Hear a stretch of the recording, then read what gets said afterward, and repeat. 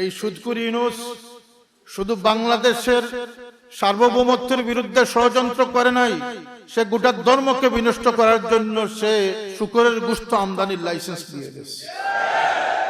আর তাকে আলিম নামদারি ওয়াইজরা নবী তুল্য ঘোষণা করেছে। এখন ইউনূসের গালে জুতা পড়ার আগে ওদের গালে জুতা পড়া উচিত, যারা আজকে চারিত্রিকভাবে এত পদস্খলিত হয়েছে যে ইসলামের পরিচয় দিতে আজকে লজ্জাবোধ করতেছে। আপনারা জানেন না আজকের দিনে ইতিহাস বিকৃত হচ্ছে। ইমাম হুসাইন রাদিয়াল্লাহু আনহুকে ক্ষমতা লিপ্সু হিসাবে আজকে প্রচার করা হচ্ছে। নাউজুবিল্লাহ।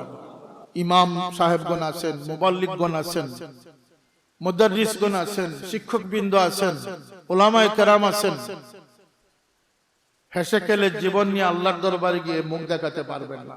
আল্লাহর নবী সাল্লাল্লাহু আলাইহি ওয়াসাল্লাম কিয়ামতের যত আলামত উল্লেখ করেছেন তার সমস্ত কিছুর নির্যাস হচ্ছে পরিবার থেকে, ঘর থেকে, মা বাবার বেয়াদবি দিয়ে কিয়ামত সূচনা হবে। সেদিন আমাদের দেশের প্রধানমন্ত্রী বলেছেন যে এই সিটটা, এই সংসদের এই আসনটা মনে করা যায় এটা অত্যন্ত আরামদায়ক, কিন্তু এটা মোটেও আরামদায়ক নয়। কথাটা সত্য বলেছেন। চিরসুখী জন ভ্রমে কি কখন ব্যথিত বেদন, কি যাতনা বিষে কবু আসির বিষে ধ্বংসে নিজারে। যে চেয়ারে বসেছেন তিনি বলতে পারেন যে এই চেয়ার কত কষ্ট করছে। হে শ্রীমঙ্গলবাসী, আলেম ওলামা, ব্যবসায়ী, যুবক, বৃদ্ধ, সবার কাছে আমি ভিক্ষা চাইতেছি। আল্লাহর জাতকে সাক্ষী রেখে আমি ভিক্ষা যাচ্ছে, ইসলামকে রক্ষা করুন। বালিগ হওয়ার আগে ওয়াইজ হয়ে যাচ্ছে, অথচ বালিগ না হয়ে আজান দেওয়া মোটামুটি জায়েজ আছে, কিন্তু ইকামত দেওয়া মাকরুহ। নামাজের জন্য নাবালিগ আজান দিয়ে দিতে পারবে, কিন্তু ইকামত দেওয়া মাকরুহ। এটা ফিকহের মাসলা। এই বুলুগিয়ত হয় না, কিন্তু সে ওয়াইজ হয়ে গেছে। জোড় হাতে ভিক্ষা চাইতেছি। সর্বস্তরের মানুষ, প্রতিটি ঘরকে আলোকিত করেন, প্রতিটি বাজার, প্রতিটি সমাজকে আলোকিত করেন, প্রতিটি মসজিদের মেম্বরকে পাক রাখুন। যদি দিন ধর্মকে বাঁচাতে চান তাহলে আজকের দিনের সবচেয়ে বড় চ্যালেঞ্জিং এর বিষয় হচ্ছে পুরাতন মুসলমানের উপরে টিকে থাকা। রাজি আছি না? আছি না? এক নম্বর আমাদের জিহাদ হচ্ছে পুরাতন মুসলমানের উপরে টিকে থাকা। যে নিমক হারাম তার দোয়াতে মা বাবার কথা স্মরণ করে না, তার দোয়া আল্লাহর দরবারে কবুল হয়। আল্লাহ নবী বলছেন জান্নাতের দরওয়াজা প্রধান ফটক হচ্ছেন তোমার বাবা। হুজুরদেরকে তো খতমের দাওয়াত দিলে খুবই যান, কিন্তু ওই মসজিদে একটা তরবিয়তি মাহফিল দিয়ে যান, সেটাতে হুজুরদেরকে পাওয়া যায় না। এটা আমাদের দুর্ভাগ্য, আমাদের দুর্ভাগ্য। এই ইখলাস যদি না থাকে তাহলে আপনি হাদি হলেন কেন, দায়ী হলেন কেন? আপনাকে তো আল্লাহ মুবাল্লিগের আসনে বসিয়েছেন। আপনি প্রয়োজনে অপ্রয়োজনে মানুষের হেদায়েতের কাজ আঞ্জাম দিবেন। আপনার মধ্যে সবচেয়ে বেশি স্যাক্রিফাইস থাকা প্রয়োজন। আমরা কারা? আমরা কি কোনো আমরা সংগঠন, না দল, না কাফেলা, না কওম? আমাদের পরিচিতিটা কি? আমি এক হাদিস শরীফের উল্লেখ করতে চাই। আকা মাওলা মুহাম্মদুর রাসূলুল্লাহ সাল্লাল্লাহু আলাইহি ওয়াসাল্লাম তার সাহাবায়ে কেরামদেরকে জিজ্ঞেস করেছিলেন যে ইসলামের সবচেয়ে মজবুত আমল কোনটি? সাহাবায়ে কেরাম তাদের স্বভাবগতভাবে জবাব দিয়েছিলেন যে ইয়া রাসূলুল্লাহ, নামাজ। আল্লাহ নবী বললেন যে নামাজ খুবই গুরুত্বপূর্ণ ইবাদত, কিন্তু মজবুত আমল না। সাহাবায়ে কেরাম আবার জবাব দিলেন ইয়া রাসূলুল্লাহ, তাইলে রোজা? আল্লাহ নবী বললেন যে না। হজ, যাকাত, এইভাবে সাহাবায়ে কেরাম জবাব দিলেন। এরপরে সাহাবায়ে কেরাম আরজ করলেন ইয়া রাসূলুল্লাহ, তাহলে কোনটি মজবুত আমল? আল্লাহ নবী সাল্লাল্লাহু আলাইহি ওয়াসাল্লাম জবাব দিলেন যে পরস্পর আল্লাহর খাতিরে, আল্লাহর ওয়াস্তে মহব্বত করা হচ্ছে সবচেয়ে বড় আমল। ইসলামের সবচেয়ে মজবুত আমল হচ্ছে পরস্পর আল্লাহর ওয়াস্তে মহব্বত করা। হযরত সাদ কিবলা রাহমাতুল্লাহ আলাইহি তার অসংখ্য গণিত খেদমত রেখে গেছেন। তার প্রতিষ্ঠানগুলো তিনি প্রতিষ্ঠা করে গেছেন। তার খিদমতের ব্যাপকতা ইনশাআল্লাহ কিয়ামত পর্যন্ত চলবে। আমাদেরকে তার জন্য স্লোগান দেওয়ার জন্য, তাকে জিন্দাবাদ দেওয়ার জন্য না, তিনি এমন এক সময়োপযোগী পদক্ষেপ গ্রহণ করেছিলেন যে কোরআনে পাকে আল্লাহ রাব্বুল ইজ্জত বলেছেন যে আলা খিল্লাহু ইয়াউমা ইযিন বা'দুহুম লি বা'দিন আদু ইল্লাল মুত্তাকিন। আমরা পরস্পর যে যার জন্য আন্দোলন করি, যার পাশে থাকি, যে রিশতাগুলো আমাদের আছে, যে সম্পর্ক আছে, বন্ধুত্ব আছে, আল্লাহর কুরআন বলতেছে কিয়ামতের দিন এই সমস্ত সম্পর্ক দুশ্মনীতে পরিণত হবে। কিসে পরিণত হবে? দুশ্মনীতে। ইল্লাল মুত্তাকিন, কিন্তু আল্লাহর খৌফে এলাহি যাদের মধ্যে আছে, যারা মুত্তাকি পরহেজগার বান্দা, তাদের সাথে যাদের মহব্বত হবে সেটি কিয়ামতেও বন্ধুত্ব হিসাবে অটুট থাকবে। এই পরস্পর আল্লাহর ওয়াস্তে একটি বন্ধুত্বের বন্ধন হযরত সাফিউল্লাহ আমাদের জন্য রেখে গেছেন। সেই কাফেলা, সেই কওম হচ্ছে আঞ্জুমান আল ইসলাহ তাআলা ইসলাম। ইসলামকে নিয়ে সময় সময় বৃহৎ খেদমত আঞ্জাম দেওয়া হয়েছে, নিরলস প্রচেষ্টা করা হয়েছে।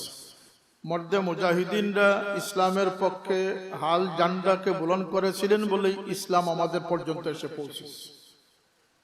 এক কথাটি যেমন সঠিক, তেমনি ভাবে ইসলামকে কলুষিত করার জন্য, ইসলামকে ভিন্ন খাতে প্রবাহিত করার জন্য মুনাফিকদের চক্রান্ত একদিনের জন্য বন্ধ হয়। এই প্রিয় জন্মভূমি বাংলাদেশে এক সময় ইসলামের ব্যবসায়িক ফতোয়া নিয়ে মানুষকে বিভ্রান্ত করা হয়েছে। হারামকে মানুষের কাছে ক্রমে ক্রমে হালাল বানানোর চেষ্টা করা হয়েছে। সুদকে কিভাবে গোশে মেজে ব্যবসাতে এনে হালাল করা যায়, এই প্রচেষ্টাও বাংলাদেশে কিন্তু হয়েছে। এদেশের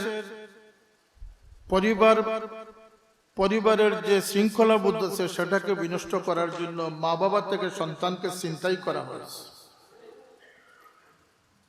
মা বাবার আমল থেকে সন্তানদেরকে ভিন্ন পথে নিয়ে যাওয়া হয়েছে। এমনকি মা বাবার প্রতি সন্তানদেরকে বেয়াদব বানানো হয়েছে। প্রতিষ্ঠানগুলোকে অস্ত্রের ঝনঝনানি দিয়ে লেনিন, কার্ল মার্কস, স্টালিন তাদের আদর্শকে বাংলার ৯২% মুসলমান ছাত্রদের মধ্যে চাপিয়ে দেওয়ার অপচেষ্টা করা হয়েছে। ছাত্রদেরকে বেনামাজি, অসৎ চরিত্রবান বানানোর জন্য দলগতভাবে প্রচেষ্টা করা হয়েছে। এই ছাত্র সমাজের গুরুত্ব এত বেশি, ছাত্র বয়সে, ছাত্র সময়ে যে মানুষ যে দাসে গড়ে উঠবে, যে রঙে রঙিন হবে, সেই রংটাই তার ভবিষ্যতে প্রতিফলিত হবে। এর জন্য ছাত্র সমাজ আমাদের দেশের ভবিষ্যৎ শুধু বললে হবে না, ছাত্র সমাজ এই সময়টা মানুষের জীবনের জন্য সবচেয়ে নিয়ামতপূর্ণ সময়।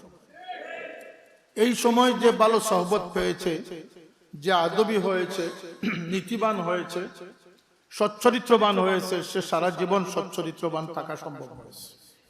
এজন্য ছাত্র সংগঠনের গুরুত্ব বিবেচনায় তালামিজে ইসলামী আজকে সুদীর্ঘ ৪৬ বছর যাবত এই দেশে ছাত্র সমাজকে সঠিক পথে পরিচালনা করার জন্য তালামিজে ইসলামিয়া দুর্বার আন্দোলন করে চলেছে। তালামিজে ইসলামিয়া এই ৪৬ বছরের ইতিহাসে তাদের যেমন কোনো অসংলগ্ন কোনো আচরণ নেই, তাদের কোনো অভিযোগ নেই, তেমনি ভাবে তালামিজে ইসলামিয়ার এই ছায়াতলে আদর্শের পতাকাবাহী সংগঠনের আদর্শে উদ্বুদ্ধ হয়ে লক্ষ লক্ষ মানুষ তাদের জীবন গঠন করেছে। এরা সারা পৃথিবীতে আজকে নেতৃত্বের জন্য তারা নেতৃত্ব দিয়ে যাচ্ছে। অস্ট্রেলিয়াতে যান, সেখানে তালামিজের কর্মীরা পাবেন। কথা ঠিক না? ঠিক না? ইউরোপ, আমেরিকা, মধ্যপ্রাচ্য, পৃথিবীর যেখানেই যাবেন শুধু তালামিজে ইসলামিয়ার আদর্শের সৈনিকই পাবেন না, হযরত সাফিউল্লাহর কোরআনের সেই বিশুদ্ধকারীদের কথা। এরা কোরআনের হেফাজতকারী, আদর্শের হেফাজতকারী, চরিত্রের হেফাজতকারী, শৃঙ্খলার হেফাজতকারী, মা বাবার বাধ্য হওয়ার পক্ষের সৈনিক হিসাবে এরা কাজ করতেছে। আজকে কিছুদিন আগেও আমরা দেখেছি যে মব সৃষ্টি হয়েছে। এই মব পর্যায়ক্রমে মা বাবাকে অপমানিত করা হয়েছে, আদর্শ শিক্ষকদেরকে টেনে হিঁচড়ে লাঞ্ছিত করা হয়েছে। কথা ঠিক না? ঠিক না? প্রতিষ্ঠান জবরদখল করা হয়েছে। এইভাবে মানুষকে অ্যাগ্রেসিভ বানানো হয়েছে, বেয়াদব বানানো হয়েছে, অমানসিক আচরণ মানুষকে শিক্ষা দেওয়া হয়েছে। এ থেকে ছাত্র সমাজকে একটি সভ্যতা সুশৃঙ্খল জাতি হিসাবে গড়ার জন্য তালামিজে ইসলামিয়ার আদর্শের লক্ষ্য উদ্দেশ্যের কোন বিকল্প আমরা দেখি না। যে কারণে তালামিজে ইসলামিয়া এই খেদমত আঞ্জাম দিয়ে আজকে ছাত্র সমাজকে ঐক্যবদ্ধ করে রেখেছে। একইভাবে আঞ্জুমান আল ইসলাম এই সমাজে যারা ইসলামকে রাজনৈতিক স্বার্থে ব্যবসায়িক স্বার্থে ব্যবহার করে শেষ করে ফেলেছে, এরা ইসলামের আকীদা নিয়ে নানা বিভ্রান্তি সৃষ্টি করে। আজকে এক সময় তারা ইসলামের খণ্ডভিত্তিক খণ্ড খণ্ডকে তারা বিনষ্ট করার চেষ্টা করেছে। আজকের দিনে এসে গোটা ইসলামী সাইনবোর্ডকে তারা কলঙ্কিত করার চেষ্টা করতেছে। গোটা ইসলামিক সাইনবোর্ডকে, আল্লাহ নবী সাল্লাল্লাহু আলাইহি ওয়াসাল্লামের একখানা হাদিস রয়েছে, সায়ুতি জামানুন সায়ুতি আলান নাস জামানুন লা ইয়াবকাল ইসলামু ইল্লা ইসমুহু ওয়া লা ইয়াবকাল কুরআনু ইল্লা রাসমুহু। আজকে এই হাদিসের বাস্তব প্রতিফলন দেখা যাচ্ছে যে ইসলামী সাইনবোর্ড আর ইসলামী লেভেলের ভিতরে হেন কোনো অপকর্ম নাই যেটি তারা করতে না পারে। সুতরাং আজকে আমাদের অন্তরে রক্তপাত হচ্ছে। ব্যবসায়িকভাবে ইসলামকে বিনষ্ট করার চক্রান্ত হয়েছে, রাজনৈতিকভাবে ইসলামকে ব্যবহার করার চেষ্টা করা হয়েছে, আদর্শিকভাবে পদস্খলিত হয়ে আদর্শকে বিনষ্ট করা হয়েছে। কিন্তু আজকে ইসলামের গোটা ইসলামটাকে বিনষ্ট করার চেষ্টা কখনো এদেশের ইসলামকেও মানুষ সহ্য করতে পারে না। এজন্য আপনাদেরকে ঐক্যবদ্ধ হতে হবে, সোচ্চার হতে হবে। আপনাদেরকে ঈমান ইসলামের হেফাজতের জন্য এমন এক শক্তিশালী বাহিনী কম তৈরি করতে হবে যাদের মূল লক্ষ্য থাকবে সহিহ ঈমান আকীদা। যদি কোনো মানুষের ঈমান আকীদা সহিহ সঠিক না হয়, তার 100 বৎসরের ইবাদত কোনো কাজে আসবে না। মুনাফিকদের ইবাদত কম ছিল না, কিন্তু আকীদা বিশুদ্ধ ছিল। মুনাফিকদের আমলে কোনো ত্রুটি ছিল না, মুনাফিকরা আমলে পিছিয়ে ছিল না, মুনাফিকরা জিহাদ যুদ্ধে স্লোগানে পিছিয়ে ছিল না। তাদের সবচেয়ে বড় যে অপূরণ ছিল সেটি হচ্ছে আল্লাহর নবীকে দিয়ে তাদের মন ভালো ছিল। আজকেও আমরা দেখি যে এই মুস্তাফে রাসূল যারা আছে তারা যেমন আহলে বয়তের উপরে কলঙ্ক লেপন করতেছে, আল্লাহর নবী সাল্লাল্লাহু আলাইহি ওয়াসাল্লামের হায়াতে জিন্দেগির উপরে তারা ত্রুটি খোঁজার চেষ্টা করতেছে, আল্লাহর নবীর প্রতি উচ্চারণের সময় বেয়াদবিমূলক দৃষ্টতা প্রদর্শন করতেছে, আবার ইসলামের ইতিহাসকে তারা বিকৃত করার চেষ্টা করতেছে। এমনকি আজকের দিনে এসে তারা ইসলামী স্কলারের লেবাসদারি হয়ে শুকরের গোশতকেও হালাল ফতোয়া দেওয়ার অপচেষ্টায় লিপ্ত হয়েছে। এর আগে গাভীর প্রস্রাবকে তারা হালাল বলেছে। এরা ওই সমস্ত মানুষ যারা কিছুদিন আগে সুদপুর ইউনুসকে নবীর সাথেও তুলনা করতে পেরেছে। এই সুদপুর ইউনুস শুধু বাংলাদেশের সার্বভৌমত্বের বিরুদ্ধে ষড়যন্ত্র করে নাই, সে গোটা ধর্মকে বিনষ্ট করার জন্য সে শুকরের গোশত আমদানির লাইসেন্স দিয়ে দিয়েছে। আর তাকে আলিম নামদারি ওয়াইজরা নবী তুল্য ঘোষণা করেছে। এখন ইউনুসের গালে জুতা পড়ার আগে ওদের গালে জুতা পড়া উচিত। শাক দিয়ে মাছ ডাকার জন্য তারা ইউনুসকেও নবতুল্য বানাইতেও তাদের কোনো আপত্তি দ্বিধা নেই। তারা এই ইসলামের অনুসারী যারা আজকে চারিত্রিকভাবে এত পদস্খলিত হয়েছে যে ইসলামের পরিচয় দিতে আজকে লজ্জাবোধ করতেছে। কারণ ইসলাম আল্লাহর মনোনীত একমাত্র দ্বীন, ইন্নাদ দীনা ইনদাল্লাহিল ইসলাম। আল্লাহর নবী সাল্লাল্লাহু আলাইহি ওয়াসাল্লাম এই ইসলামের সুমহান আদর্শকে সমুন্নত রাখার জন্য তার জানেসার সাহাবীরা জান কুরবান করেছে। ডান হাত কেটে পড়েছে, বাম হাতে তরবারি ধরেছে। বাম হাত কেটে গেছে, দাঁত দিয়ে তরবারি ধরেছে। কিন্তু আল্লাহর নবীর উসওয়ার জান্ডাকে তারা বুলন্দিত হতে দেন। হযরত খুবাইবের ইতিহাস আপনাদের জানা আছে। শুলে দাঁড়িয়েও তিনি আল্লাহর নবীর একজন জানেসার সাহাবীর পরিচয় দিয়েছিলেন। তিনি তার জানের চেয়েও বেশি ইসলামকে গুরুত্ব প্রদান করেছেন। হাবিব বিন যায়েদ রাদিয়াল্লাহু তাআলা আনহু মুসাইলামাতুল কাজ্জাবের সম্মুখে গিয়ে ডান হাত কাটা বিসর্জন দিয়েছেন, বাম হাত দিয়েছেন, ডান পা দিয়েছেন, বাম পা দিয়েছেন, শরীরের গোশতের টুকরা দিয়েছেন, কিন্তু ইসলামের উপরে অটুট রয়েছেন। সেটা হচ্ছে ইসলামের সোনালী ইতিহাস, ইসলামকে রক্ষা করার সোনালী ইতিহাস।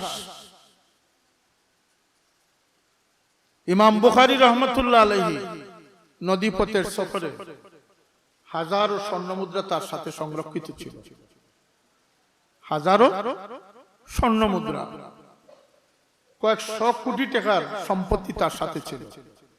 এক বাটফার সেটা দেখে ফেলেছে যে এই হুজুরের সাথে তো স্বর্ণমুদ্রা রয়েছে। তার লোভ চলে গেছে যে এই স্বর্ণকে আমি কিভাবে হস্তগত করা যায়। সে ফোন দিয়ে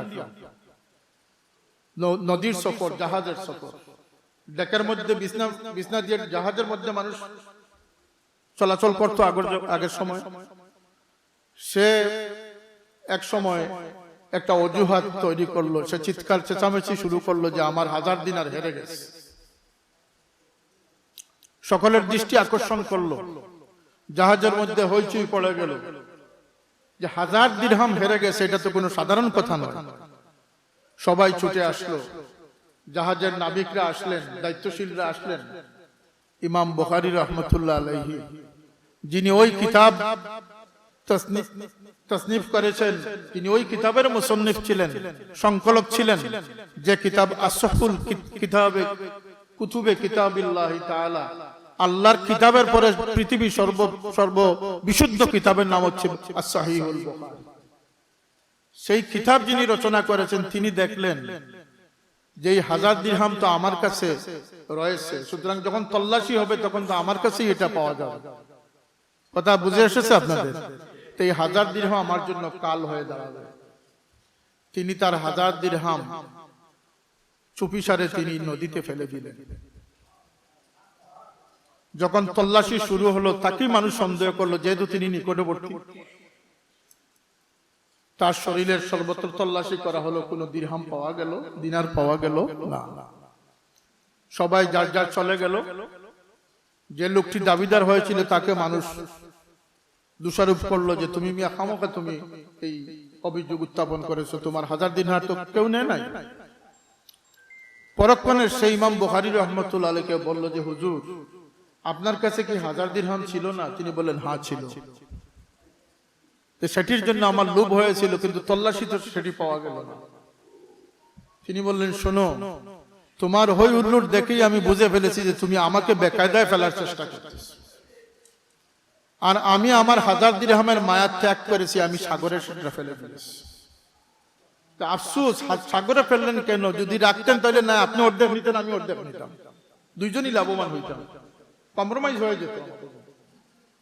তিনি বললেন শোনো, আমি ওই ব্যক্তি যিনি আল্লাহর হাবিব সাল্লাল্লাহু আলাইহি ওয়াসাল্লামের বাণীকে সংকলন করার কাজে ব্যস্ত আছি।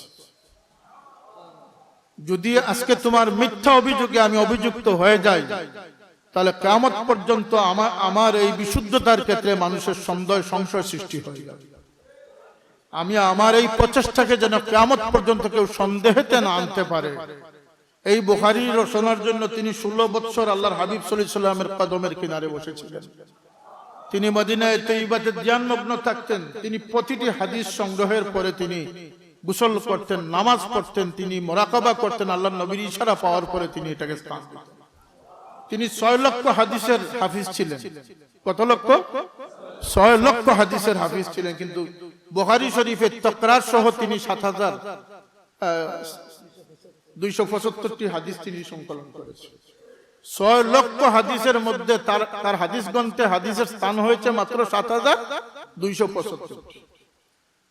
এইভাবে বিশুদ্ধ কিতাব তিনি রাখার জন্য আল্লাহর নবীর ওয়ারিস হিসাবে, ইসলামের একজন খাদিম হিসাবে, কিয়ামত পর্যন্ত একজন বিশ্বস্ত মানুষ হিসাবে টিকে থাকার জন্য, ইসলামের সুহরত রক্ষার জন্য তিনি তার পার্থিব জীবনের সমস্ত সঞ্চয়কে তিনি বিসর্জন দিয়েছিলেন ইসলামকে রক্ষা করার জন্য।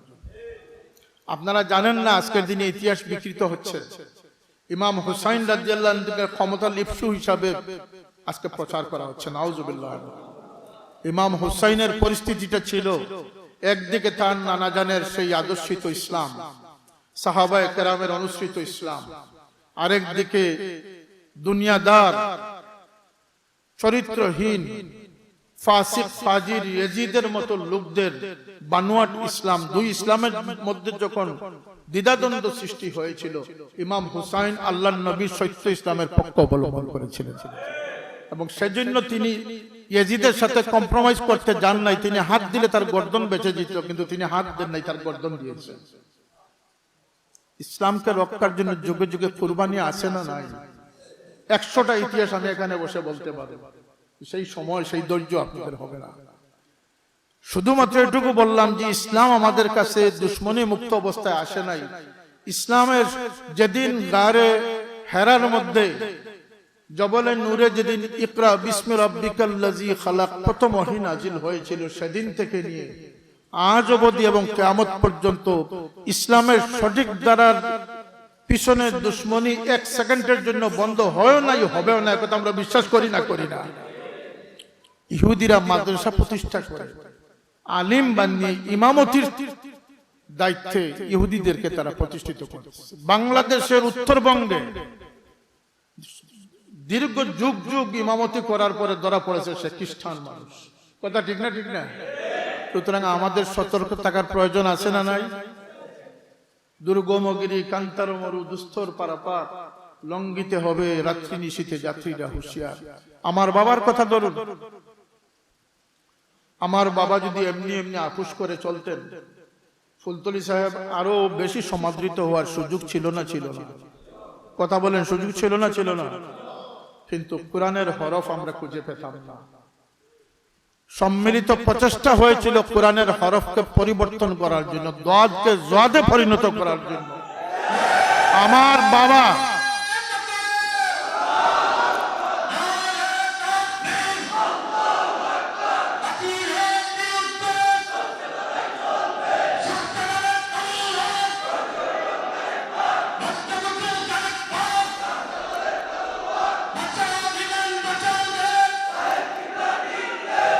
এই দেশে আল্লাহর নবীর মহব্বতের জান্ডা, কোরআনের সঠিক তেলাওয়াত, শরীয়তের পাবন্দি, বন্ডামি এবং স্বার্থপর ইসলাম থেকে, ইসলামিস্টদের হাত থেকে ইসলামকে রক্ষা,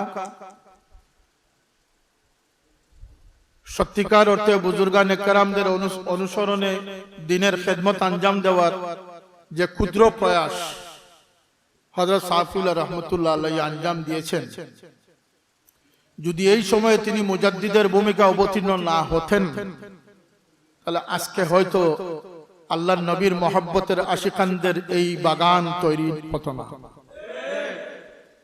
তিনি তার রক্ত দিয়ে এই বাগানের পরিচর্যা করে গেছেন, তিনি এর বিনিময় গ্রহণ করেন নাই।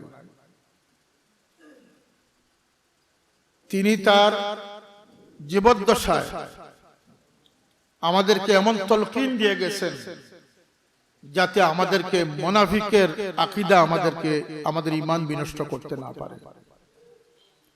তিনি প্রতিটি ঘরে ঘরে, প্রতিটি অঞ্চলে অঞ্চলে তিনি দুর্গ গঠন করে গেছেন। এই দুর্গ তার নিজের দুর্গ না, এই দুর্গ হচ্ছে আল্লাহর নবীর সেই প্রকৃত দিনের, সামগ্রিক দিনের পাহাড়গার তিনি তৈরি করে গেছেন, যেটি ইমাম হুসাইন রাদিয়াল্লাহু আনহুর কুরবানির মধ্য দিয়ে শুরু হয়েছে। সৈয়দ আহমদ শহীদ বেল্লভী রহমতুল্লাহ আলাইহি তার এই সমস্ত সংগ্রামের যে নির্যাস, সেটি ছিল আল্লাহর নবীর দ্বীনকে তিনি হেফাজত করা। আজকের দিনেও ইমাম সাহেবগণ আছেন, মুবাল্লিগগণ আছেন, মুদাররিসগণ আছেন, শিক্ষকবৃন্দ আছেন, উলামায়ে কেরাম আছেন, হেসে খেলে জীবন নিয়ে আল্লাহর দরবারে গিয়ে মুখ দেখাতে পারবেন না। জীবনের এই শ্রম, কারণ কুল্লুকুম রাইন ওয়া কুল্লুকুম মাসউলিন আন রাইয়াতিহি, এই দিন আমাদের সামনে যেভাবে বিকৃত করার চেষ্টা করা হচ্ছে, রাজনৈতিক স্বার্থে ইসলামকে কলুষিত করার চেষ্টা করা হচ্ছে। কথা ঠিক না? আল্লাহর নবী বলেছেন দাজ্জাল আসবে। দাজ্জালের ফিতনা সম্পর্কে আল্লাহর নবী বলেছেন যে আমার আগের 6 লক্ষ নবী রাসূলগণ এমন কোন নবী রাসূল পৃথিবীতে আসেন নাই যিনি দাজ্জাল সম্পর্কে তার উম্মতকে সতর্ক না করে গেছেন। কারণ দাজ্জালের ফিতনাটা হচ্ছে পৃথিবীর সবচেয়ে বৃহৎ ফিতনা। এই দাজ্জাল আমাদের সম্মুখে যদি আসে, ইমাম মাহদিও আসবেন, দাজ্জালও আসবে, আমরা ইমাম মাহদির সৈনিক হব না দাজ্জালের সৈনিক হব, এটা নির্ভর করতেছে ট্রেনিং এর উপরে। যারা এখন থেকে ট্রেনিং নেবেন, দুশমনানদেরকে চিহ্নিত করতে পারবেন, সেলফ ডিফেন্স শিখতে পারবেন, আত্মরক্ষামূলক প্রস্তুতি নেবেন, তারা দাজ্জাল কেন দাজ্জালের বাবা আসলেও তারা মোকাবিলায় জয়ী হবে। আজকে অনেকেই চমক দেখান, আজকে অনেকেই চমক দেখান। আমরা সাফল্য পেয়ে যাচ্ছি, আমরা সফল হয়ে গেছি, এই চমক সেই চমক না। এই চমক আসবে, এই চমক চলে যাবে। সকালবেলা আমির রে ভাই ফকির, সন্ধ্যাবেলা, কথা ঠিক না? ঠিক না? কুলিল্লাহুম্মা মালিকাল মুলকি তুতিল মুলকা মান তাশা। হায় হায়, কত প্রভাবশালী প্রতাপশালী রাজা বাদশারা মুহূর্তের মধ্যে ইতিহাস থেকে নিক্ষিপ্ত হয়ে গেল। এই বাংলাদেশে সরকার প্রধানের দুপুরের খাবার রেডি ছিল, খাবার ভাগ্য জুটে নাই। আল্লাহ চাইলে তা পারেন, কথা বলেন, আল্লাহ চাইলে পারেন। কার রিজেক্ট কোথায় আছে সেটা আল্লাহই নির্ধারণ করে রাখেন। তাহলে এখানে কোনো বাহবা পাওয়ার কোনো বিষয় নয়, বরং এই চমকের পর চমক আসবে। দাজ্জালও বিনা চমকে থাকবে না। দাজ্জালের ডান পাশে তার বেহেশত থাকবে, বাম পাশে তার জাহান্নাম থাকবে। লুবি মানুষরা যারা আজকে লুব দেখে ওই দিকে যায়, ওই দিকে যায়, সব ভালো, সবাই সাথে সম্পর্ক রাখতে চায়, এই মুনাফিক চরিত্রের মানুষরা যখন দাজ্জালের বেহেশত দেখবে, তারা লুবে পড়ে যাবে, তারা বেহেশতের জন্য লালায়িত হয়ে দাজ্জালের বেহেশতে তারা প্রবেশ করবে। আর আমার রাসূল পাক সাল্লাল্লাহু আলাইহি ওয়াসাল্লাম বলেছেন, যারা দাজ্জালের জান্নাতে প্রবেশ করবে তারা আল্লাহর জাহান্নামে প্রবেশ করবে। আর যারা মোকাবিলায় টিকে থাকবে তাদেরকে জাহান্নামে প্রবেশ করাবে। যারা দাজ্জালের জাহান্নামে প্রবেশ করবে, আল্লাহর নবী বলেছেন, তারা আল্লাহর জান্নাতে প্রবেশ করবে। আমরা ইমাম মাহদির সৈনিক হতে চাই না আমরা। এই দাজ্জালের চমক শুরু হয়ে গেছে। 5 ওয়াক্ত নামাজের সুন্নতে মুআক্কাদা আদায় করবে, মাত্র 12 রাকাত। ফজরের 2 রাকাত, জোহরের আগে 4, পরে 2,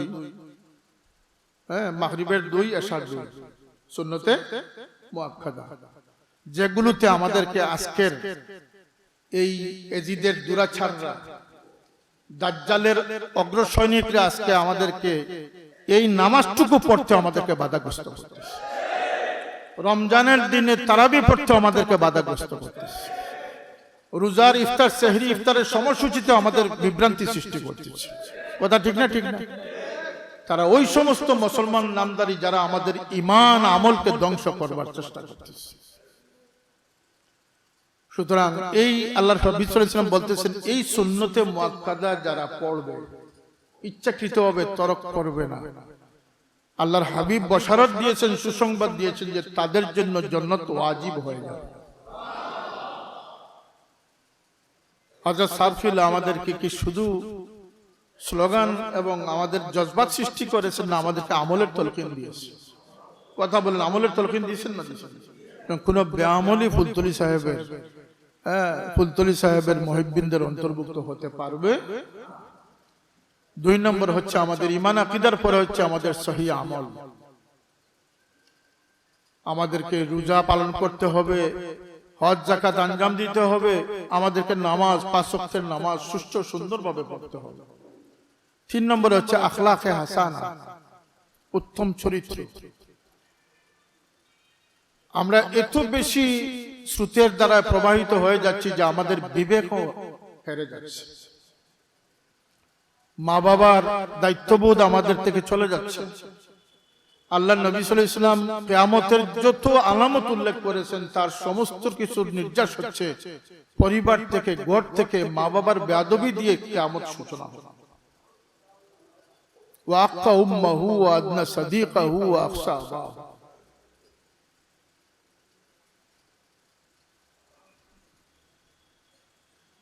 মা বাবাকে অপমান করে, মা বাবাকে কষ্ট দিয়ে, মা বাবাকে তকলিফ দিয়ে কিয়ামত সূচনা হবে। সুতরাং আমাদের স্রোতধারা প্রবাহিত হলে চলবে না।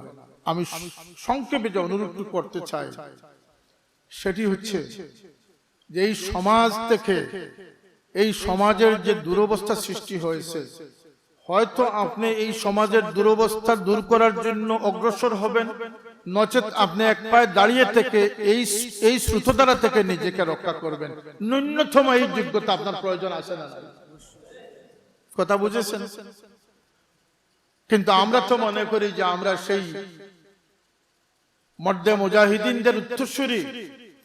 আমরা শুধু ঘরে ঘরে বসে আমাদের ইমানকে বাঁচানোর চেষ্টা করব না, আমরা এই সমাজের যত মুনাফিকি চরিত্র রয়েছে, যত আয়োজন রয়েছে, তার মোকাবিলার জন্য আমরা প্রস্তুত রয়েছি।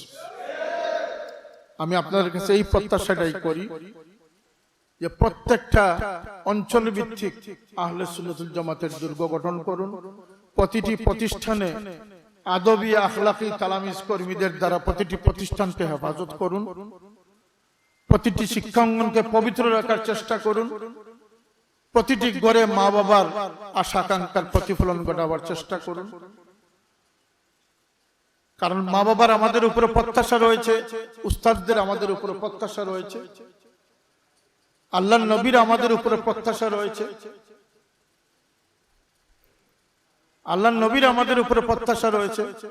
খুদ আল্লাহ রব্বুল ইজ্জত তার বান্দাদের প্রতি তার প্রত্যাশা ব্যক্ত করেছে। অতএব আমরা দায়িত্বশীল, আমরা নীরবে নিবৃত্তে জীবন কাটানোর যদি চেষ্টা করি, সেটা গুঙ্গা শয়তান হবে, সেটা দিনদার বন্দেগী হবে না, সেটা গুঙ্গা শয়তানে পরিণত হবে। আস-সাকিতু আনিল হাক্কি ফাহুয়া শায়তানুন আখরাস। যে সত্য উপলব্ধি করার পরে নীরব থাকবে।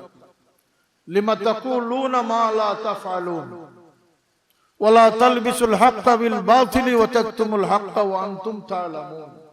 এই সময় এখন এসে গেছে, সত্য জানার পরেও সত্য সে উন্মেষ ঘটাবে না, সে নীরব থেকে যাবে। ওয়ালা তাশতারু বিআয়াতিহি সামানান কালীলা। আল্লাহর নবীর সেই 23 বছরের এলানে নবুয়তের পর থেকে ইন্তেকাল পর্যন্ত 23 বছরের জীবনটা সুখকর ছিল না কষ্টদায়ক ছিল? জোরে বলেন, কষ্টদায়ক ছিল না সুখকর ছিল? 26টা যুদ্ধ আল্লাহর নবী পরিচালনা করেছে। এক মুহূর্তের জন্য আল্লাহর নবী নির্বিঘ্নে নিরাপদে তিনি থাকতে পারেন নাই। আল্লাহর নবীর রাগ গুসা চিন্তা যখন আল্লাহর নবীর মধ্যে আসতো, তিনি আমাদের মতো প্রকাশ করতেন না, কিন্তু তিনি তার দাড়ি মোবারকে হাত বুলাতেন। সাহাবায়ে কেরামের বুঝতে অসুবিধা হতো না যে আল্লাহর নবী চিন্তিত অবস্থায় আছে। উম্মতের চিন্তা, মুসলিম সমাজের চিন্তা, মুসলিম রাষ্ট্রের চিন্তা সর্বক্ষণ আল্লাহর নবীকে কষ্ট দিয়েছে। সাহাবায়ে কেরামগণ সেই কষ্টকে তাদের কাঁধে তারা নিয়েছেন। আবু বকর সিদ্দিক রাদিয়াল্লাহু তাআলা আনহু 1 বছর 3 মাসের শাসনামল, আমিরুল মুমিনিন ওমর ইবনুল খাত্তাব রাদিয়াল্লাহু আনহু 10 বছর 8 মাসের শাসনামল, সাইয়েদনা উসমান রাদিয়াল্লাহু আনহু 10 বছরের কাছাকাছি শাসনামল, আলী রাদিয়াল্লাহু আনহু শাসনামল। এই সময় কি ছিল? তারা কি বাদশাহী করেছেন? সেদিন আমাদের দেশের প্রধানমন্ত্রী বলেছেন যে এই সিটটা, এই সংসদের এই আসনটা মনে করা যায় এটা অত্যন্ত আরামদায়ক, কিন্তু এটা মোটেও আরামদায়ক নয়। কথাটা সত্য বলেছেন। চিরসুখী জন ব্রহ্মে কি কখন ব্যথিত বেদন, কি যাতনা বিষে কবু আসির বিষে ধ্বংসে নিজারে। যে চেয়ারে বসেছেন তিনি বলতে পারেন যে এই চেয়ার কত কষ্ট করছে, এটা কোনো সুখ করছে আর না। এইভাবে ইসলামকে সাহাবায়ে কেরামগণ তাদের জীবনের চেয়েও বেশি গুরুত্ব দিয়ে ইসলামের সৌন্দর্য রক্ষা করেছে। কথা ঠিক না? ঠিক না? আজকে আমরা ইসলামকে ব্যবহারকারী হয়ে গেছি, ইসলাম থেকে গ্রহণকারী হয়ে গেছি, ইসলামকে দেওয়ার মানুষের বড় অভাব। হ্যাঁ, শ্রীমঙ্গলবাসী, আলেম ওলামা, ব্যবসায়ী, যুবক, বৃদ্ধ সবার কাছে আমি ভিক্ষা চাইতেছি। আল্লাহর জাতকে সাক্ষী রেখে আমি ভিক্ষা চাচ্ছি। ইসলামকে রক্ষা করুন। ইসলাম থেকে নেওয়ার মানুষের অভাব নেই, কিন্তু ইসলামকে দেওয়ার মানুষের অভাব আছে। আপনারাই একমাত্র কাফেলা সৃষ্টি হতে পারেন। আপনাদের জজবাত নিয়ে, আপনাদের যোগ্যতা নিয়ে আপনারা অগ্রসর হতে পারেন। যে এই জমিনে আমরা ইসলাম থেকে নিব না, আমরা ইসলামকে দিবার চেষ্টা করব। আমার বাবার কথা যদি আসেন, আমার বাবা যদি শুধুমাত্র তার কেরাতের সনদ বিক্রি করতেন, তিনি যদি শুধুমাত্র তার আল্লাহর মকবুলিয়তের সিটাকে তিনি অবলম্বন করতেন, তাহলে তিনি পৃথিবীর একজন নামকরা মানুষে পরিণত হতে পারতেন। তিনি দোয়াতে বলতেন যে আল্লাহ আমাকে পরিচিত করেছে, তোমার বান্দারা আমাকে তোমার গোলাম হিসাবে তাদের গুমান হয়েছে, তারা বিশ্বাস করতেছে। আল্লাহ আমাকে তুমি দুনিয়ায় শর্মিন্দা করো না, হাসরেও শর্মিন্দা করো না, তাদের এই গুমানকে তুমি সচ্চা বানিয়ে দাও। একথা তিনি দোয়া করতেন। আমার বাবার জীবনে তার কোন নিয়ামতকে তিনি অবলম্বন বানান। আজকে ইলিমকে অবলম্বন বানানো হচ্ছে, সনদকে অবলম্বন বানানো হচ্ছে, বাগ্মিতাকে অবলম্বন বানানো হচ্ছে, গলার স্বর সুরকে অবলম্বন বানানো হচ্ছে। বালিগ হওয়ার আগে ওয়াইজ হয়ে যাচ্ছে, এটা ঠিক না? ঠিক, তার বুলুগই তো আসে। অথচ বালিগ না হয়ে আজান দেওয়া মোটামুটি জায়েজ আছে, কিন্তু ইকামত দেওয়া মাকরুহ।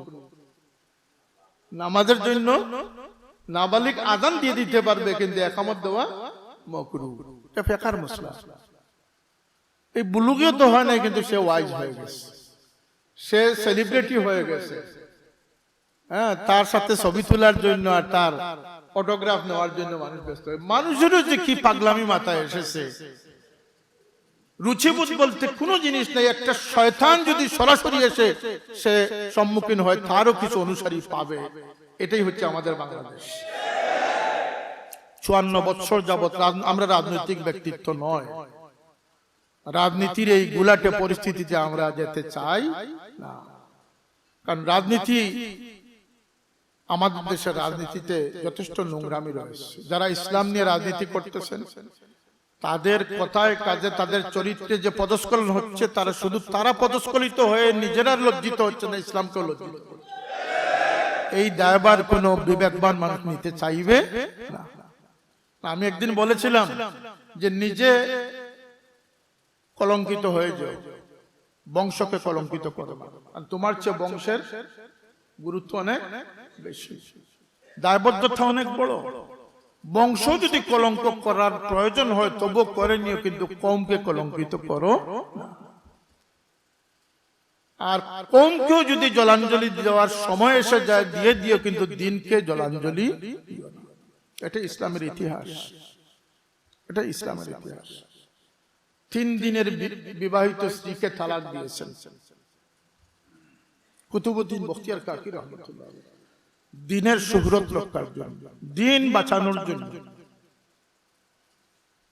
দিন বাঁচানোর জন্য প্রাণের চেয়ে প্রিয়তমা স্ত্রীকে তালাক দিয়েছেন।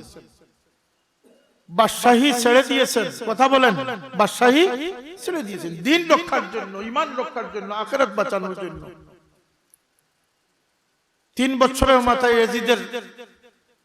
এজিদ নিপাত গেল। তার 17-18 বছরের টকবকে যুবক ছেলে, তার নামও ছিল মুয়াবিয়া। এজিদের ছেলে মুয়াবিয়া। এজিদের বয়স ছিল 39 বছর, আর এজিদের ছেলের বয়স ছিল 17 বা 18 বছর। বাবার মৃত্যুর পরে ছেলেকে তখনিসীন করা হলো, ক্ষমতায় বসানো হলো। সেটি বাংলাদেশের ক্ষমতা ছিল না, 3 বর্রে আজমের ক্ষমতা ছিল। অর্ধ পৃথিবী, অর্ধ জাহানের বাদশাহী ছিল। এজিদের যে বাদশাহী ছিল সেটা অর্ধ পৃথিবীর বাদশাহী ছিল। 17 বছর 18 বছরের যুবক, টকবকে যুবক, কত স্বপ্ন তার সামনে ছিল। 1 দিন, 2 দিন, 5 দিন, 10 দিন, 25 দিন, 30 দিন, 35 দিন, 40 দিন যেদিন হয়েছে, 41তম দিনে তিনি তার কওমকে ডাকলেন, তার সম্প্রদায়কে ডাকলেন, বনু উমাইয়া। বললেন যে আমার বাবা একজন জব্বার ছিলেন, একজন জালিম ছিলেন, একজন স্বৈরাচার ছিলেন। আমার বাবা এই তখতে বসার জন্য আহলে বাইতের রক্ত দিয়ে এই তখতে রঞ্জিত করেছে। আমি যদি আমার বাবার তখ গ্রহণ করি, মুহাম্মদুর রাসূলুল্লাহ সাল্লাল্লাহু আলাইহি ওয়াসাল্লাম শাফাআতকে আমি হারিয়ে ফেলব। আল্লাহর নবীরা শুনে রাখেন, 6 লক্ষ নবী রাসূল কুরবানি দিয়েছেন, প্রত্যেকে কুরবানি দিয়েছেন। আমার নবীর বংশের মতো কুরবানি কোন নবী দেন নাই। একই সাথে 17 জন যুবককে গলা দ্বিখণ্ডিত করার ইতিহাস কোন নবীর সন্তানদের মধ্যে নেই, একমাত্র আমার আকা ও মওলা মুহাম্মদুর রাসূলুল্লাহ সন্তানদেরকে কুরবানি করা। সেই নবীর উম্মত আমরা কার উম্মত? সেই নবীর উম্মত যার পরিবারের 17 জন যুবক নওজোয়ান শিশুকে একসাথে গলা জবে করা হয়েছে। সেই ইয়াজিদের পুত্র মুয়াবিয়া বললেন যে আজকে থেকে এই তখকে আমি লাথি মেরে প্রত্যাখ্যান করলাম, নেও তোমাদের তখ, তোমরা যাকে ইচ্ছা বসিয়ে দাও, আমি এই ক্ষমতার অংশীদার হতে চাই। তাহলে কি বুঝলেন? আজকে তো একজন মেম্বারকেও মেম্বারই চালানো যাবে না। আমাদের ইমান বিক্রির জন্য 500 টাকাই যথেষ্ট, নাউজুবিল্লাহ। অর্ধ পৃথিবীর বাদশাহী ইমান বাঁচানোর জন্য ইমানের ওজন এত বেশি, বড় মুফত পেয়ে গেছেন। লা ইলাহা ইল্লাল্লাহ, লা ইলাহা ইল্লাল্লাহ জিকির করতেছেন। আল্লাহর নবী বলতেছেন যে এই লা ইলাহা ইল্লাল্লাহ মুহাম্মদুর রাসূলুল্লাহ কলমাকে একটা ছোট কাগজে লিখে পাল্লার এক পাশে রাখো বা হাতে রাখো, আর সারা দুনিয়ার সম্পদকে পাল্লার অপর পাশে রাখো। এই কাগজটুকু শুধু ফেলে দাও, সমস্ত দুনিয়াকে বাতাসে উড়িয়ে দিবে। সুবহানাল্লাহ। তাইলে আমার ওজন তো কুকুর ছাগলের মতো না। আমার ওজন হচ্ছে আমি মানুষ। কথা বলেন, আমার ওজন হচ্ছে আমি মানুষ। আমার ওজন হচ্ছে আমি উম্মতে মুহাম্মদ মুস্তাফা সাল্লাল্লাহু আলাইহি ওয়াসাল্লাম। জোড় হাতে ভিক্ষা চাইতেছি। সর্বস্তরের মানুষ, প্রতিটি ঘরকে আলোকিত করেন, প্রতিটি বাজার, প্রতিটি সমাজকে আলোকিত করেন, প্রতিটি মসজিদের মিম্বরকে পাক রাখুন। সম্ভব না? সম্ভব না? সম্ভব না? সম্ভব না? এই যুগে যদি এসে এক ফুলতলি সাহেব লক্ষ কোটি ফুলতলি তৈরি করতে পারলেন, যে আমি কি আমার গড়টাকে সংশোধন করতে পারবো? কথা বলেন, আমার প্রতিষ্ঠানের পাহারাদার আমি বলতে পারবো না? আমার অঞ্চলের পাহারাদার আমি হতে পারবো না? এই উদ্দেশ্য নিয়ে আজকে আপনাদেরকে সম্মেলনে আহ্বান করা হয়েছে, যাতে আপনারা জাগ্রত আলোকিত জীবনের পথে হাঁটতে পারেন। মনে রাখবেন, এই প্রয়াস, এই প্রচেষ্টা বিফলে যাবে না যদি আপনার নিয়ত খালিস হয়ে যায়। আপনি আমি সর্বাগ্রে একজন খাঁটি মুসলমান হতে হবে, একজন আখলাকি মানুষ হতে হবে। আমার পথ চলায় আল্লাহর নবীকে আমার সামনে রাখতে হবে। আজকে বাচ্চারা চুল কাটে মেসি স্টাইলে, কত দুর্ভাগ্য সন্তানরা আমার নবীর চুলের স্টাইল তারা খুঁজে না। আউলিয়া কেরামদের পথ অনুসরণ করে না। টুপি পরার সময় আমার নবী আছেন না নাই? কথা বলেন। খাবার গ্রহণের সময় আমার নবী আছেন না নাই? কথা বলার সময় আমার নবী আছেন না? আছেন না? কিন্তু উসওয়ায়ে হাসানা, আমার নবীর আদর্শকে বিসর্জন দিয়ে নিত্য নতুন ইসলাম আমরা সামনে পাচ্ছি রেডিমেড, আর আমরা এই স্রোত দ্বারা প্রবাহিত হচ্ছি। যদি দিন ধর্মকে বাঁচাতে চান, তাহলে আজকের দিনের সবচেয়ে বড় চ্যালেঞ্জিং এর বিষয় হচ্ছে পুরাতন মুসলমানের উপরে টিকে থাকা। রাজি আছি না? আছি না? 1 নম্বর আমাদের জিহাদ হচ্ছে পুরাতন মুসলমানের উপরে টিকে থাকা। তাআমুলুন নাস হুজ্জাতুন ইয়াজিবুল আমল, এটি আমাদের জন্য দলিল, হুজ্জত। 2 নম্বর হচ্ছে মা বাবার সাথে বেয়াদবি থেকে বেঁচে থাকা। বরং যে নিমক হারাম, তার দোয়াতে মা বাবার কথা স্মরণ করে না, তার দোয়া আল্লাহর দরবারে কবুল হয়। মা বাবাকে দোয়াতে স্মরণ করবে। অনেকে চিন্তা করতেন আমার মা তো খুব আমলি নয়, আমার বন্ধুর মা তো বড় আমলি, সপ্তাহে 3টা রোজা রাখেন, 2টা রোজা রাখেন। হতে পারে, এমন একটা ভাবনা আপনার মধ্যে আসতে পারে। কিন্তু জেনে রাখবেন, আপনার মা মা হওয়ার জন্যই যথেষ্ট, আমলদার হওয়ার প্রয়োজন নেই। আপনি যে তার পেটে জন্মেছেন সেটাই যথেষ্ট, এর চেয়ে বেশি ফজিলতের কোনো প্রয়োজন। আপনার বাবার ঔরসে যে আপনি এসেছেন, এর চেয়ে বেশি প্রয়োজন আছে। আল্লাহ নবী বলতেছেন, জান্নাতের দরওয়াজা প্রধান ফটক হচ্ছেন তোমার বাবা। মা বাবাকে আঁকড়ে ধরেন, মা বাবার সন্তুষ্টি নেন, হালাল রিজকে হালালের মধ্যে সীমাবদ্ধ থাকেন, আর আল্লাহর ওয়াস্তে মোবাইল থেকে দূরে থাকেন। যে মোবাইল থেকে যত দূরে থাকবেন, আল্লাহ তত নৈকট্যে থাকবেন। এই কথাগুলো আপনাদের খেদমতে রেখে গেলাম। সংগঠনের কার্যক্রমকে অব্যাহতভাবে চালিয়ে যান, গুমরাহি থেকে মানুষকে বাঁচান, প্রতি সপ্তাহে তালিমি বৈঠক, আমলি বৈঠকের চেষ্টা করেন। হুজুরদেরকে তো খতমের দাওয়াত দিলে খুবই যান, কিন্তু ওই মসজিদে একটা তরবিয়তি মহফিল দিয়ে যান, সেটাতে হুজুরদেরকে পাওয়া যায় না। এটা আমাদের দুর্ভাগ্য, আমাদের দুর্ভাগ্য। এই ইখলাস যদি না থাকে তাহলে আপনি হাদি হলেন কেন, দায়ী হলেন কেন? আপনাকে তো আল্লাহ মুবাল্লিগের আসনে বসিয়েছেন। আপনি প্রয়োজনে অপ্রয়োজনে মানুষের হেদায়েতের কাজ আঞ্জাম দিবেন। আপনার মধ্যে সবচেয়ে বেশি স্যাক্রিফাইস থাকা প্রয়োজন। কথা ঠিক না? ঠিক না? এই ক্ষেত্রে আমি সকলকে এগিয়ে আসার উদাত্ত আহ্বান জানাচ্ছি। আল্লাহ সকলের জীবনকে সুন্দর সুষ্ঠুভাবে পরিচালনা করার তৌফিক দান করুন। আমাদেরকে আমলি আখলাকি হওয়ার তৌফিক দান করুন। বাতিল ফিরকা, মুনাফিকি চরিত্র, মুনাফিকি আকীদা থেকে আল্লাহ আমাদেরকে, আমাদের বংশধরকে আল্লাহ হেফাজত করুন। ওয়া আখিরু দাওয়ানা আলহামদুলিল্লাহি রাব্বিল আলামিন। সাল্লাল্লাহু আলা সাইয়্যিদিনা মাওলানা মুহাম্মদ ওয়া আলা আলিহি ওয়া সাহবিহি ওয়াসাল্লাম। ইয়া আল্লাহ, এই কাফেলার লাগি পাক মদিনার দুয়ার খুলি দাও। আপনার হাবিবুর নুরানি নিগাহ দিয়ে আমরা আন্দার জীবনটা রোশন করে দাও। ইয়া আল্লাহ, আমরা সংগঠন হলোর মেহনত খেদমত গুজার হলোর দিন দুনিয়ারে তুমি রোশন করে দাও। ইয়া আল্লাহ, আমরা গড় হলোরে আলোকিত করবার তৌফিক দাও। আল্লাহ, আমরা জিন্দগির ইমানি জিন্দগি হিসেবে সাজাইবার তৌফিক দান করে দাও। ও মওলা, আমরা যত নিয়ামত দিছো তোমার দরবারে শুকর গুজার হইবার তৌফিক দাও। আল্লাহ, আমরা জিন্দগির খাতা কসুর মাফ করে দাও। আমরার মাই বাবার মাফ করে দাও। রব্বির হামহুমা কামা রাব্বায়ানি সগীর। ইয়া আল্লাহ, আমার মতো যারা মাই বাবা কবরবাসী হয়ে গেছেন, মওলা আমরার মাই বাবার কবরে তুমি রোশন করে দাও। ইয়া আল্লাহ, তান্তানোর রূহ রে আমরার উপরে খুশ রাখিও। যারা মা বাপ জিন্দা রাখছো, খেদমত করি দোয়া লইবার তৌফিক দান করো। আওলাদের চিন্তার যে মা বাপ আছেন, আল্লাহ আওলাদের পরিশানির থেকে তুমি হেফাজত ফরমাও। আমরার বাচ্চাইন ধরে দিনদারি নসিব ফরমাও। ইয়া আল্লাহ, আমরার বাচ্চাইন ধরে হুসনে সুলুক, হুসনে খুলুক নসিব ফরমাও। আয় আল্লাহ, আজকের এই মাহফিলটা কবুল ফরমাও। তোমার যত বন্দায় মেহনত করছেন, সহ্য করছেন, কবুল ফরমাও। আল্লাহ, আমরার বুজুর্গানে কেরাম হলার দরজাতরে বুলন্দ করে দাও। খাস করে আমার পীর ও মুর্শিদের দরজাতরে বুলন্দ করে দাও। আয় আল্লাহ, এই দেশ থেকে গজবরে দূর করি রহমত আর বরকত নাজিল ফরমাও। আল্লাহ, আমরা ফরজ দুয়ারের মাসাজিদ থেকে হেফাজত ফরমাও। আল্লাহ, আমরা সবরে পাক মদিনাত নিও। হজ্জে মবরুর জিয়ারতে মকবুল নসিব ফরমাও। ইয়া আল্লাহ, হুজ্জাজিনে কেরাম হলরে হজ্জে মবরুর জিয়ারতে মকবুল নসিব ফরমাও।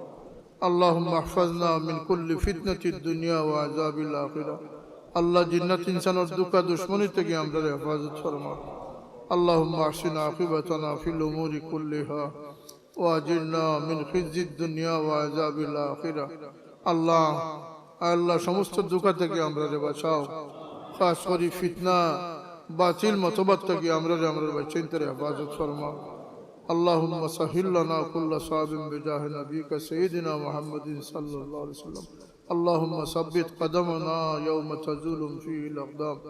صلى الله على سيدنا محمد وآله. আয় আল্লাহ, এই শ্রীমঙ্গলের বাসিন্দা আমার পীর ও মুর্শিদের বহুত মায়ার মানুষ, যারা দিনের খাদিম আসলা ফারাদারি করছেন, মওলা আজকে দুনিয়াত নাই, তারা কবর মাঝে তুমি রহমতের জড়িয়ে বসছো। ইয়া আল্লাহ, তারা তুমি গরিবকে রহমত ফরমাও।